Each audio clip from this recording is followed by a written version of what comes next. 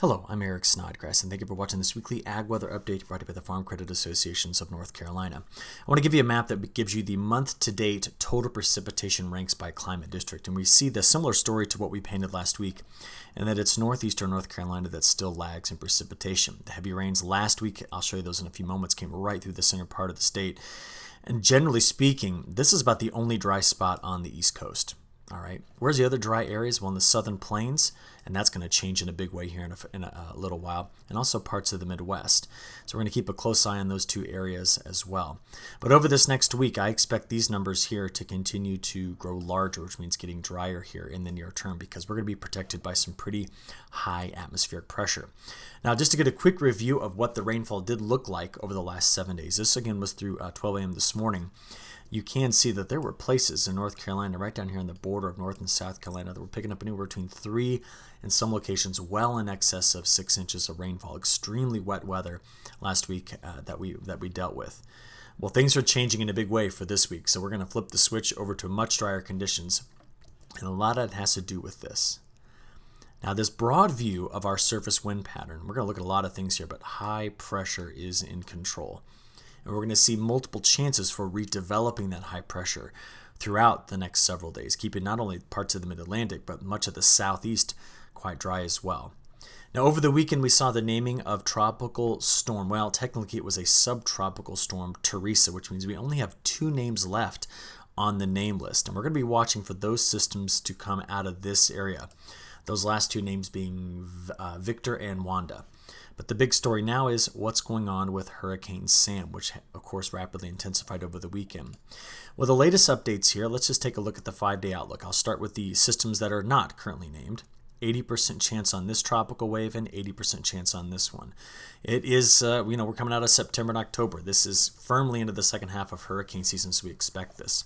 And then we have a 50% chance development of this system that's out here just to the east of Bermuda. But Sam is the main story, and the good news for all of you is that the likelihood of Sam getting close to the coast is extremely low. You can see here that while it will maintain major hurricane status, that means Category 3 strength or stronger, Bermuda is in target, and then it's going to move into the North Atlantic. So we are not yet seeing, through at least the next 10 days, a risk of a system coming toward North Carolina. This is the latest Ensemble forecast tracks for Sam, so just to show you that the likelihood of it staying out to open ocean, possibly getting pulled into the Canadian Maritimes, is a real situation, but staying away from North Carolina, South Carolina, the Mid-Atlantic is of high probability. Now, how we get these individual lines, I just thought I'd like to show you this. This is kind of neat. This comes from one of my favorite weather sites. It's called weathernerds.org, and what I'm going to play for you here is the European Ensemble forecast track. Now, when I say ensemble, what I'm referring to is all of the different, and in the case of the European, 51 different, so all of the different forecast model runs. And they'll put an L where each one of these low pressure systems is going, okay, in each forecast ensemble member. So it's all the same system they're forecasting. This is SAM, but that's the spread in the forecast from each of the 51 different ensemble members. Now, the other reason why I'm showing you this is to make a point that our next 2 named systems, again, could be Victor and Wanda. They're starting here. You notice that they both kind of fizzle out as they move farther to the north. And that's overall a very good thing. We like to see these systems maybe die out over open ocean. And the big Bermuda high, which is there, okay, normally it's over Bermuda, it's farther to the east. It's what's helping curl these systems around into the north. That's it. That's the main story behind what's going on with these systems right now. Last week, we were concerned that it was going to be the timing of possibly a high pressure cell much closer to Bermuda and a low over the southeast that was going to pull Sam like that. And thankfully, that did not take shape. So with everything kind of avoiding the Carolinas, I don't think you'd be too surprised to see this map. Next 10 days, we are favoring much drier than normal conditions.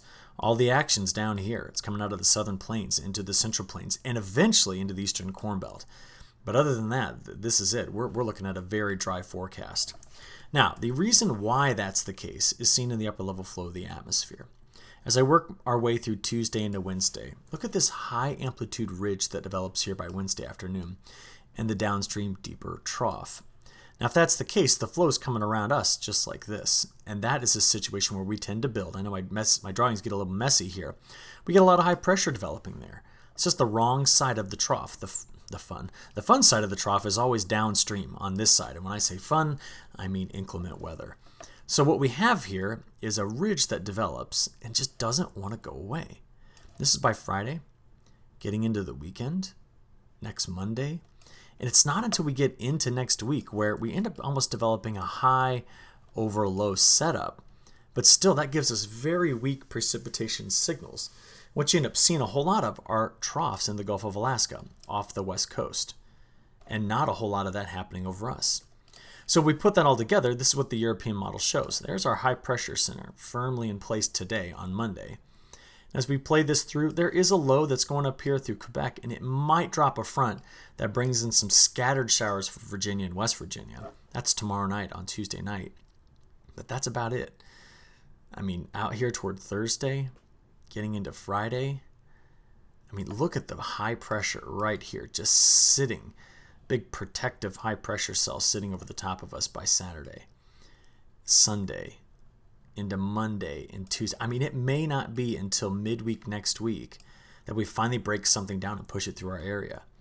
But even at that, it's not looking like a major weather system. And since nothing's coming out of the tropics, most of our next 10 days is dry, sunny. And I'll show you those temperatures in a few moments.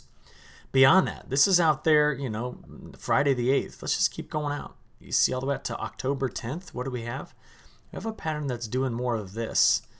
And that's just not the right setup for bringing in increased chances for precipitation for the Carolinas.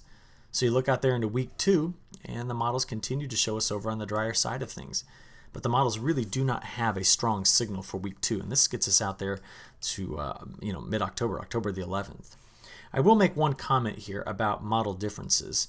The GFS Ensemble, the 6E run today, it did come in with wetter conditions over toward the Appalachian Mountains, wetter than normal during this time period. And it was more developing a trough here with the ridge running over the top. We call that a high over low pattern, but I have to see that really evolve. This is just one run from the GFS Ensemble that's suggesting that maybe by the 10th, 11th, 12th of October, we're looking at wetter conditions than normal. So with the 2-week precipitation forecast out of the way, let's talk temperatures. Today's highs, right spot on for normal highs, upper 70s, low 80s. As we go into Monday, from Monday to Tuesday, we do go over to our more mild week, a lot of sunshine here. Look at the heat in the northern plains though. That's like midsummer heat there. It won't last for long. There's colder air coming, but not for us. We're going to see much of this week with sunny conditions, temperatures hovering near normal to a slight warm bias, maybe 5 degrees above normal at times. There's out there toward the end of the week. This is Friday. Remember, that's when that front tried to come through? Still, temperatures here in the mid-70s. And then as we go into the weekend, it just hits right on our averages. So this is what happens when high pressure takes over. We will get large diurnal swings in temperature with clear skies and calmer winds, right? So warm days, cool nights, but that's what we're looking at here in terms of those high temperatures. What about stretching this out day 5 through 10? So these are temperature anomalies day 5 through 10. Again, we're going to favor warmer conditions, but not by much. All the real heat compared to average is going to be here in this part of Canada, coming out of the northern plains. And because the models keep dipping those troughs here, and broad ridging occurs over the mid part of the country, we favor warmer than normal conditions over a broad sector, which means no early frost for the corn and soybean belt, no widespread early frost, and we're going to maintain our temperatures here near normal to possibly above normal. Okay, we've taken this quick look here at the next 15 days. Let's now stretch this out and give you some, what I hope to be an accurate forecast for October and beyond. I'm finally seeing something I've been waiting on seeing for a long time, and it's in the MJO. It's the fact that the MJO for the last, I don't know how long, at least 45 days, has been over the Indian Ocean or north of Australia. And the models kept just collapsing it back into the circle, which was what we call null space, which means the MJO is not giving us a strong signal. Well, saw something different here in the latest forecast runs. It's trying to pop out here into phase 5. That's just to the north and east of Australia, and then into the western Pacific. Now, if it does do that, it'll be the first time that it gets over here in a very long time. I mean, we got to go back to, August. Maybe it was early August since it was over the western Pacific. And why I'm saying that is this could be, 15 plus days away from us. So the point here is to say that I think the front half of October is going to look one way, and the back half is going to look another way, based on some shifting around of a few things in the tropics. Now, what is it currently looking like? Well, the model, when you put the whole of October together, favors drier conditions over a pretty broad sector here. And we're going to be kind of caught in the middle.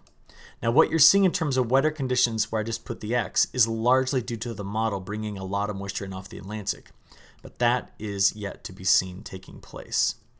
But do notice this. As I take this 30-day sliding window and make it go from September 8th to November 8th, now we see wetter conditions developing in this area. And that's peculiar. That's interesting. That's a bit confusing. And I'm going to tell you why and tell you that we really don't fully have a handle on this pattern once we get past about mid-October. So you saw that in the precipitation. I'll explain why in just a few moments. Take a look at the temperatures. The model just wants to give everybody like broad-scale warmth across the country. And it's October. This rarely happens this way. We have frequent fronts that come through the midsection of the country and they get over to the East Coast. So don't buy into this just yet. But I'll tell you something. Getting into the end of October to beginning of November, I expect transition for the East Coast. And here's the explanation, all right? A year ago, September 27th, we had a very strongly developing La Nina. This is what the sea surface temperatures looked like then. This was 1 year ago. These ocean temperatures were 3-4 degrees cooler than normal, and we were also seeing very strong trade winds. Now, just take a look at this and compare it to this year. Now, the difference is this. A year ago, the jet stream was doing this throughout October. Cold conditions into this area. We got those fronts coming through us as well, and it was wet. This year, the jet stream right now is favoring that. Can you see how it's almost 180 degrees out of phase? Bigger ridges in the front half. But this La Nina is just a bit of a late bloomer compared to a year ago. We still see the Southern Oscillation Index climbing overall, but it's sitting right around a value of 10. This really needs to be up here, 15 to 20 for us to consider this a really strong La Nina. Now, why I bring this all up is because of this map. What you're looking at here is, let's just stretch this out in November and December.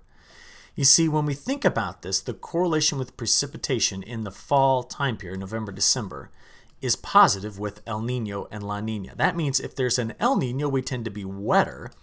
If there's a La Nina, these red colors represent drier conditions. And I want you to keep an eye on that, because remember, the model suggested going into November, we were going to go over wetter. But the correlation with La Nina is drier.